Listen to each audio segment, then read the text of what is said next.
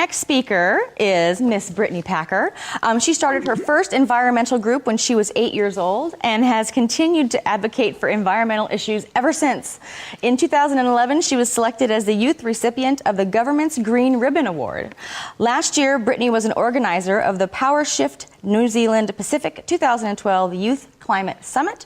Her areas of interest include youth engagement, education, and climate change. Today, she will be discussing how we can prepare for a low-carbon future and the role that youth can play in that preparation. Please welcome Brittany Packer. Tēnā koutou e hoa ma.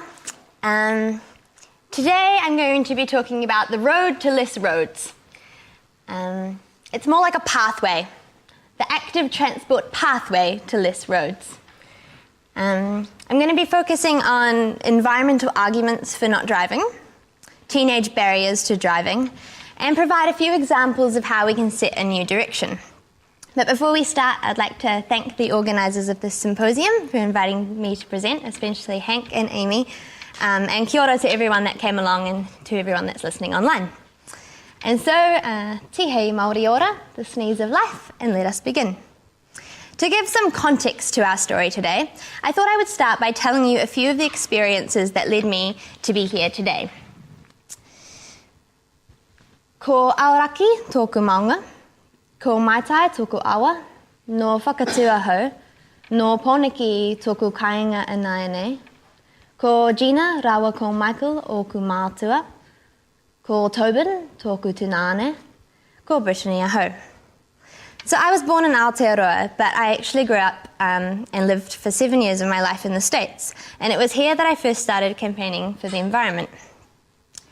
When I was 12, my family moved back to New Zealand, and a year after that I was selected as a Sir Peter Blake Ambassador to the first ever United Nations Children's World Summit for the Environment. Upon returning to Nelson, I got stuck into some local projects, helping to reduce plastic bags, supporting our local sanctuary, petitioning the council for better public transport, leading my high school enviro group, and so forth. At age 17, I was selected for the New Zealand Youth Delegation to the United Nations climate negotiations in Copenhagen in 2009, and the successive conference in Cancun in 2010. After 2 years of international agendas, I redirected my energies to grassroots projects once again and helped to build the New Zealand Youth Climate Movement, in particular by supporting two organisations, Generation Zero and 350 Aotearoa. And I was also one of the organisers, as Amy mentioned, of the Power Shift Youth Climate Summit, which brought together about 750 young people from across New Zealand and the Pacific Islands to Auckland at the end of last year to take action on climate change. So in particular, I specialise in effective communications and try to make myself useful through activism. I think I benefit from having a practical, positive approach to creating change, and I'm obviously not afraid to embarrass myself a little bit. So I feel very privileged to be able to have these experiences that have led me to who I am today. I'm 21 years old. I'm currently studying economics, media studies, and te reo Māori at Victoria University in Wellington. I facilitate environmental education at a local primary school there as well. I write for a couple of magazines and support a few organisations in particular with their communications work. So based on my experiences there, you can probably guess that one seriously big reason that I promote driving less is climate change and other environmental issues that are associated with driving. The short story is, climate change is massive. It's unprecedented. It's changing our planet faster than anyone could have ever predicted. It's hard to ignore the consequences of the fossil fuel industry, and therefore cars on our planet. Just this week, scientists have reported we've crossed the 400 parts per million of carbon dioxide in our atmosphere. The last time our Earth was at 400 parts per million carbon dioxide was millions of years ago, when the atmosphere was radically different and our atmosphere was hotter. 350.org is an international organisation calling for action on climate change, the name coming from what scientists deem the safe level of carbon dioxide in the atmosphere. To quote the famous climate campaigner who started 350.org, Bill McKibben, in 50 years, no one will care about the fiscal cliff or the euro crisis. They'll just ask, so the Arctic melted, And then what did you do? Transport emissions make up a large proportion of our impact on climate change. And with agriculture currently casting a spell on our emissions trading scheme in New Zealand and getting off scathe-free, I believe that reducing transport emissions would be a relatively easy way to reduce our overall emissions. This infographic provided by Generation Zero outlines that of the 42% of total emissions that represents domestic transport in New Zealand, 90% of them rely on roads, and 66% of the emissions created on the roads are created by passenger cars. Broken down, this means that driving our cars causes about 1/4 of New Zealand's total CO2 emissions. In addition, passenger cars cost our economy about $3.3 billion per year in oil imports. Meanwhile, our government is currently spending billions of dollars on new roads to support our oil addiction. The current budget is set at spending a total of $24.5 billion on state highways and local roads, including $12 billion on the Roads of National Significance, or RONS. This leaves only $4.6 billion to split between walking, cycling, public transport, and rail investments. This is represented by the graph on the right. On the left, we have Generation Zero's alternative campaign ideas. They simply suggest that by reducing the $12 billion RONS, or Roads of National Significance budget, by a quarter, as well as unfreezing some local maintenance budgets across the country by a mere $500 million, we will be able to fund the Auckland City Rail Link, triple the walking and cycling budget, and support Kiwi Rail and stop 300 job cuts. An example of the craziness in government spending on roads is a project local to where I live. A few organisations I'm close with have been investigating the area around State Highway 1, which goes along the Kapiti coast. And Jimmy Green from Generation Zero had the following to tell me about it. Locals and through traffic both rely heavily on the same road, which causes some congestion issues. The Kapiti Coast District Council has been working for over a decade to find the best solution. In 2009, they had just about everything ready to go to start building the Western Link, a road that would cost-effectively address the issues. They had already purchased the land and had resource consents. It would cost around $190 million and deliver 1.8 times that in benefits. It would boost community connectivity so much that one economic analysis showed this approach would bring 400 new jobs. That road was not the Kapiti Expressway. Instead, the New Zealand Transport Authority, under Stephen Joyce, overrode the Western Link and introduced the Kapiti Expressway in 2009 as part of their $12 billion Roads of National Significance campaign. There was a strong public outcry against the expressway. Residents and urban designers knew it would divide the community, enforce car use over other options, destroy 63 houses, affect 1,350 houses, and destroy a wetland and Māori ururapa, or burial ground. The Kapiti Expressway will cost $630 million, more than 3 times as much as the proposed Western Link. Plus, a leaked engineering report confirmed that the estimated economic return is less than a fifth of the cost that they're putting into it. The monster of a highway will be 4 lanes wide and reduce the drive time for commuters by approximately 6 minutes. You might be wondering how on earth this option was given the thumbs up. But the project is part of a ministerial-driven agenda. And unfortunately, we're living in a world where reducing the drive time is considered a priority over $630 million that could be invested in our future. This is the price our communities are paying for our reliance on driving.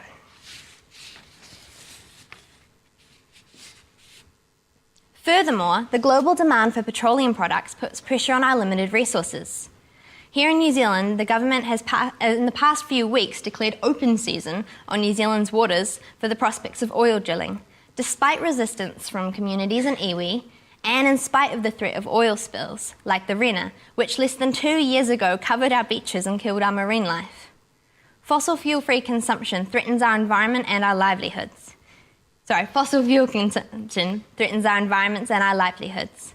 And while the focus is on digging, mining and fracking our earth, we are overlooking the potentials of renewable energy, and that's taking its toll on our electricity bill now and will change our pattern of energy consumption in the future.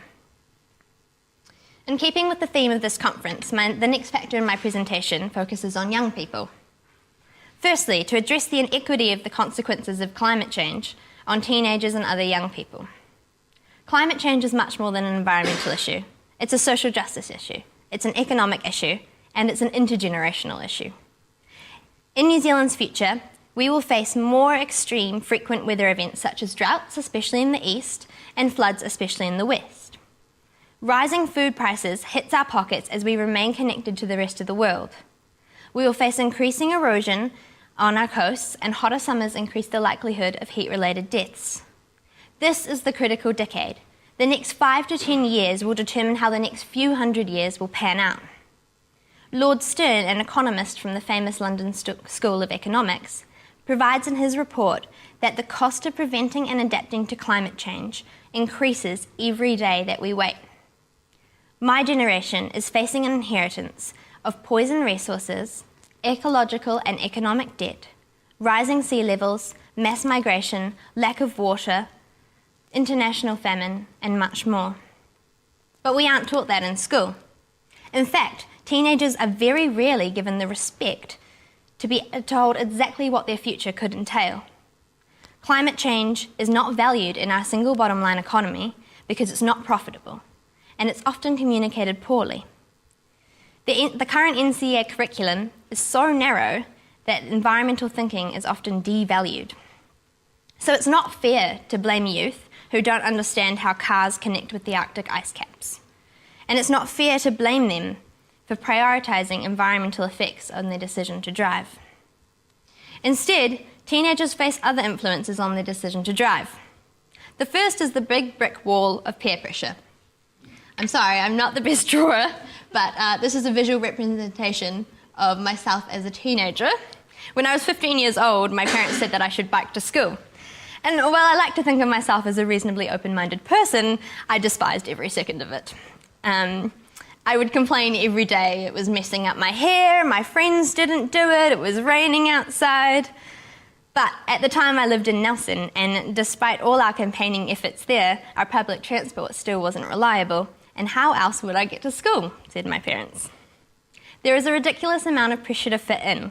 And until we reach that tipping point of less cars, we need to change our perception and norms around the connection between driving and image. I stopped biking when I left school and I moved to Auckland, which as far as I'm concerned is the epitome of a badly designed city, where everyone has to drive for ages to get anywhere. I don't know if it's because I'm older and more hip now, or perhaps I'm less cool. I don't really know the definition of the word anymore. But I have started biking again, and I love it.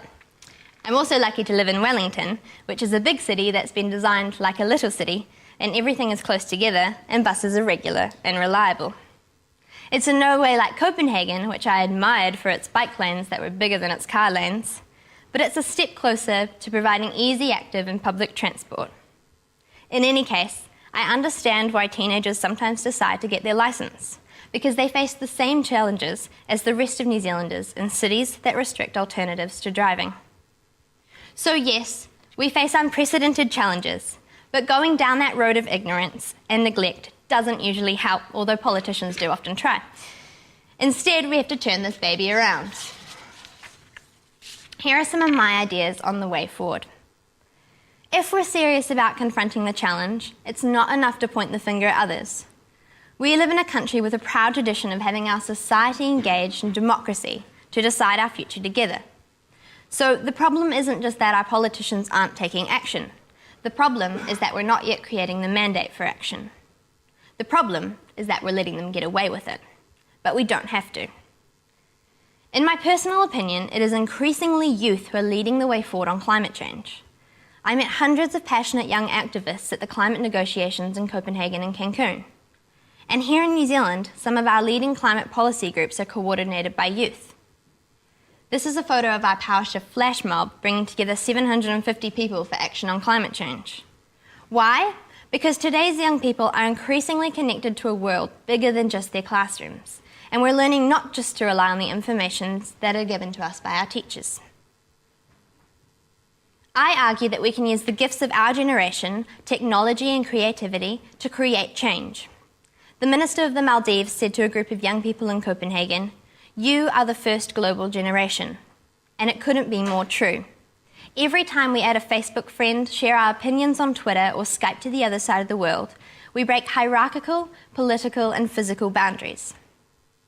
A friend of mine and an inspiring community organiser in Auckland is Carl Chenery, and in 2008 he said, "This generation gets to rewrite all the rules. We get to go back to the drawing board and say, this is not the best of all possible worlds." Connected to this growing awareness is education, because we can't create a new world when we don't understand the faults of the present. That's why symposiums like this are so important, because it raises awareness for the failure of other systems. It's also why I believe we need better support and funding for environmental and health education, in particular in high schools. But although it is happening slowly, there is an increasing awareness within the school grounds, in particular in primary schools, and perhaps with a bit more pressure we can break the regimented back of high schools as well. With new knowledge comes choices, and I feel that the pathway is becoming clearer for future teenagers to choose not to drive. This effect can be multiplied with insightful communication, and I really strongly believe that we need to reinforce the connection between youth and the decision makers in the societies around them. We should be encouraging active citizenship, and along with that, critical analysis of our actions and our impact. This issue is too important to be pushed aside, but today I think it's rare to find any real debate within mainstream society. It's the elephant in the room. The graphs I presented earlier are just some examples of easy fixes to our national spending that could improve access to walking, cycling, and public transport. And there are other options as well. I believe that local governments and councils have a huge role in designing sustainable cities.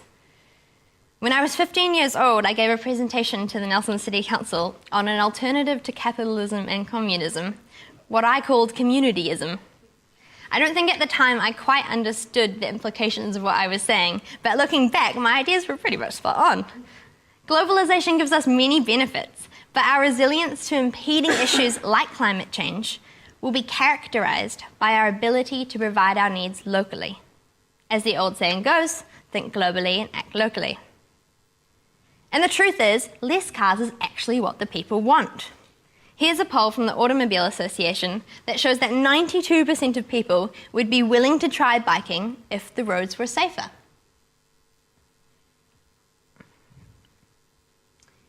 At PowerShift, we launched the 100% Possible campaign, which showcases local, on-the-ground examples of how New Zealand can build low-carbon solutions, like better transport systems.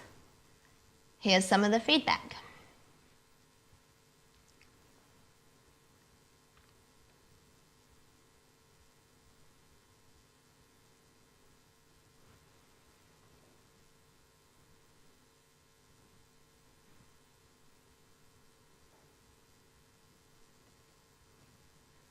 As it turns out, the people already know that our cities can be hubs for cycling, walking, and public transport.